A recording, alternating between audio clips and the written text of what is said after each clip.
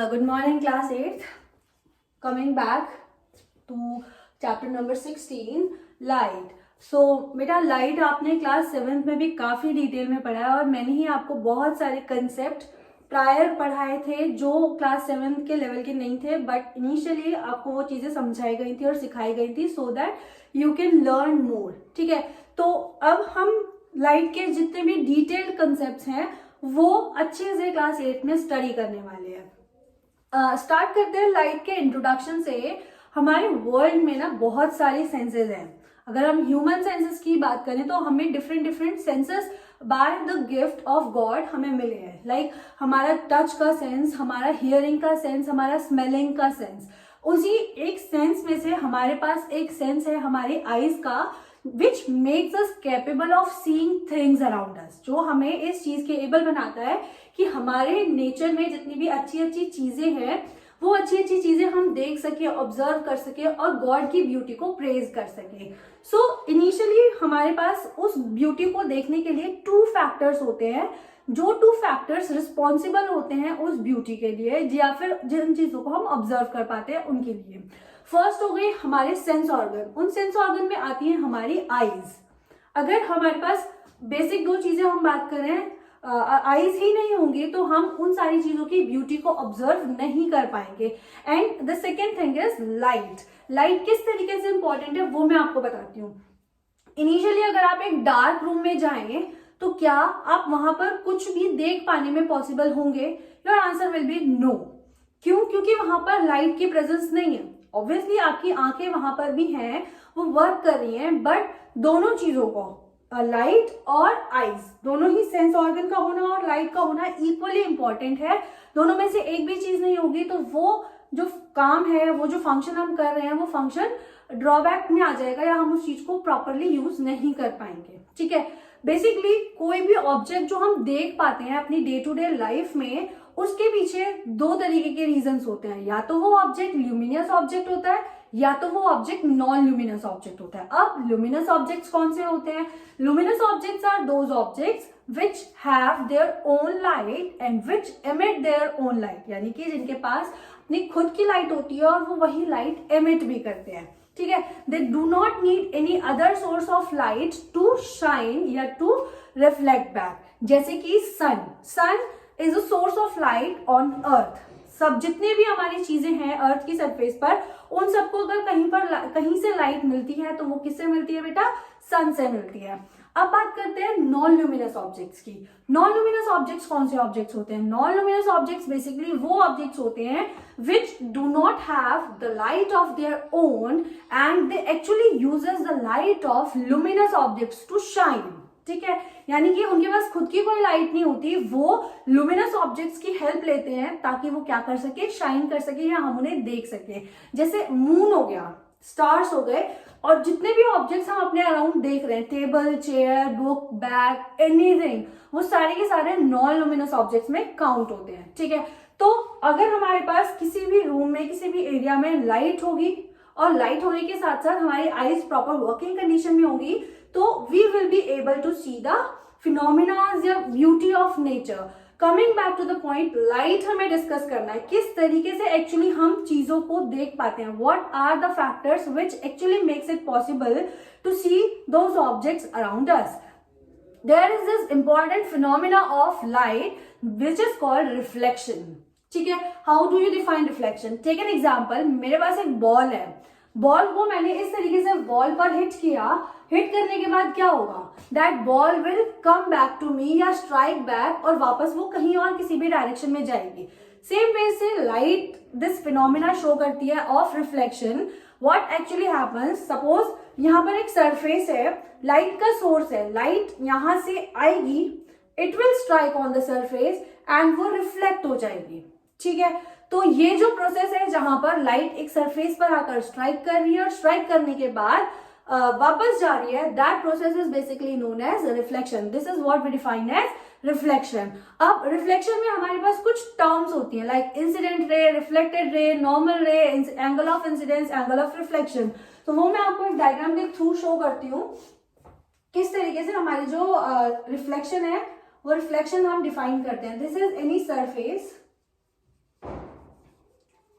यहाँ पर एक लाइट सोर्स है,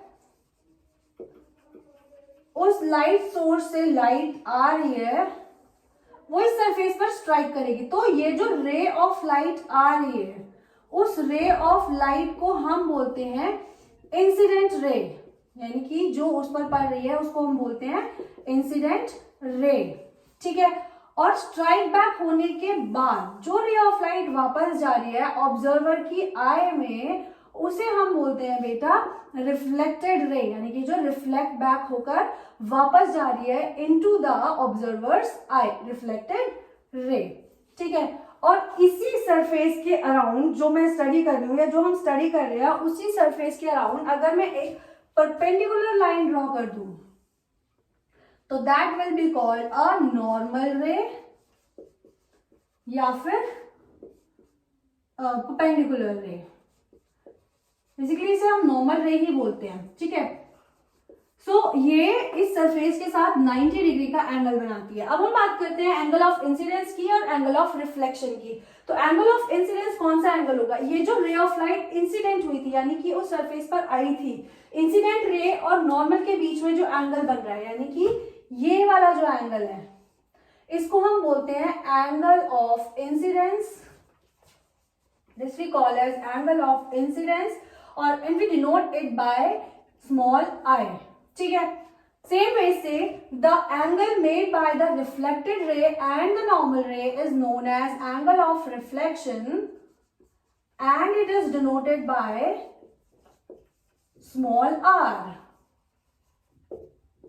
angle of reflection and it is denoted by small R, यानी कि हम कौन से अल्फाबेट से डिनोट करते हैं? स्मॉल आर से। तो इफ यू रिमेंबर, हमने 7th क्लास में लॉज ऑफ रिफ्लेक्शन पढ़े थे। अगर नहीं भी पढ़े थे तो मैं आपको रिमाइंड करा रही हूँ। There are 2 laws of reflection which states, first law says the 3 rays, which are the 3 rays, the incident ray, the normal ray and the reflected ray, they all lie in the same plane, एक ही plane में lie करती हैं, जैसा कि आप देख भी रहे होंगे, they are lying in a same plane, this plane they are lying in, एक ही plane में lie करते हैं, ठीक है। And the second law which states the angle of incidence is always equal to the angle of reflection, यानी कि angle I is always equal to angle R, अगर angle I angle R के equal है, ठीक है। Coming back, हमारे पास दो उनको कंक्लूजन बोल सकते हैं, हमारे पास 2 रिजल्ट्स भी हैं जो हम डिस्कस करते हैं हमारे लॉज ऑफ रिफ्लेक्शन के केसेस में। क्या क्या है वो आप पेज नंबर 176 में जब आप चेक करेंगे तो हम उनको स्पेशल केसेस की कैटेगरी में रख रहे हैं। स्पेशल केसेस की कैटेगरी में वो ये कह रहा है कि अगर हमारी इंसिडेंट रे 90 डिग्री पर इंसिडेंट हो रही है, यानी कि this is normal ray is our incident ray, तो हमारी रिफ्लेक्टेड रे भी सेम ही होगी, वो जिस रास्ते से आई है उसी रास्ते से वापस रिफ्लेक्ट बैक भी हो जाएगी, ठीक है। If the angle of incidence is 45 degree, if this angle is 45 degree, then the angle between the incident and the reflected will be 90 degree. यानी कि अगर मैं बात करूं ये एंगल मेरा 45 डिग्री का है, तो वो ये बोल रहे हैं कि इंसिडेंट रे और रिफ्लेक्टेड रे के बीच में, यानी कि ये जो पूरा एंगल है वो 90 डिग्री का हो जाएगा। कैसे 90 डिग्री का हो जाएगा बेटा? देखिए, हमने अभी पढ़ा कि जो सेकेंड लॉ ऑफ रिफ्लेक्शन है विच सेज कि angle I is equal to angle R, यानी कि इंसिडेंस एंगल रिफ्लेक्शन एंगल के इक्वल है। तो अगर इंसिडेंस एंगल 45 डिग्री है तो ये वाला एंगल भी कितने डिग्रीज का हो जाएगा बेटा? 45 डिग्रीज का। अब 45 डिग्रीज का हो जाएगा तो आप 45 को ऐड करेंगे तो कितना एंगल होगा? 90 डिग्री। यानी कि दिस प्रूव्स कि अगर angle of incidence is 45 degree तो हमारा जो एंगल ऑफ रिफ्लेक्शन होगा वो रिफ्लेक्शन का एंगल कितना हो जाएगा? एंगल ऑफ इंसिडेंस और एंगल ऑफ रिफ्लेक्शन या रे ऑफ इंसिडेंस और रे ऑफ रिफ्लेक्शन के बीच angle will be of 90 degree, ठीक है। Next topic is regular and irregular reflection. Regular और इररेगुलर रिफ्लेक्शन क्या होता है? नेम से भी समझ में आ रहा होगा, और अगर फिर बोल रही हूँ क्लास 7 का थोड़ा सा रिवाइज करोगे तो याद आ जाएगा। इसको हम रेगुलर और डिफ्यूज्ड रिफ्लेक्शन भी बोलते थे। तो क्या होता है रेगुलर और इररेगुलर रिफ्लेक्शन में? सबसे पहले रेगुलर को डिस्कस करते हैं बेटा। क्या हो रहा है, जब एक प्लेन सरफेस पर जो इंसिडेंट लाइट है वो पैरेलली आती है, ठीक है, या पैरेलल टू ईच अदर, और एक स्मूथ सरफेस होने की वजह से वही parallel beam of light reflect back हो जाती हैं parallelly following the laws of reflection, that is angle I is equal to angle R, और एक ही प्लेन में लाई कर रही हैं। यानी कि जिस तरीके से उनका इंसिडेंट पाथ था पैरेलल, उसी तरीके से उनका रिफ्लेक्टेड पाथ भी होगा पैरेलल। क्यों? क्योंकि they are striking on a smooth surface, वो एक स्मूथ सरफेस पर स्ट्राइक कर रही हैं। तो उस पाथ को या उस तरीके के रिफ्लेक्शन को हम हमेशा क्या बोलेंगे?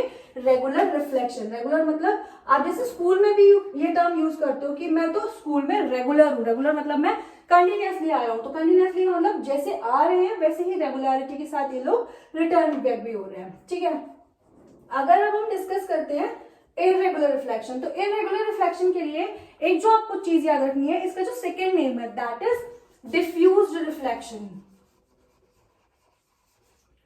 डिफ्यूज का मतलब जो आया तो सही तरीके से था पर वो डिस्ट्रीब्यूट हो गया या वो इधर उधर रैंडम डायरेक्शंस में मूव कर गया आफ्टर स्ट्राइकिंग अ सरफेस। तो बेसिकली इसका जो रीजन होता है why there is a diffuse reflection, जब कोई भी सरफेस स्मूथ नहीं होती, यानी कि वो रफ सरफेस पर रिफ्लेक्शन होता है, तो रफ सरफेस पर रिफ्लेक्शन होने की वजह से हमारा वो रिफ्लेक्शन कन्वर्ट हो जाता है डिफ्यूज रिफ्लेक्शन में। यानी कि हमारी जो रेज ऑफ लाइट आई थी वो आई तो पैरेलली थी, बट अलग अलग रिजेस पर, अलग अलग पॉइंट्स पर इंसिडेंट होने की वजह से दे reflect back at random direction या डिफरेंट प्लेसेस। तो इस तरीके का रिफ्लेक्शन जहां पर हमारी जो इंसिडेंट रेज थी वो तो पैरेलल थी, बट आफ्टर रिफ्लेक्टिंग या after striking the surface they reflect back in some random direction. This sort of diffusion या this sort of reflection is known as a diffuse reflection.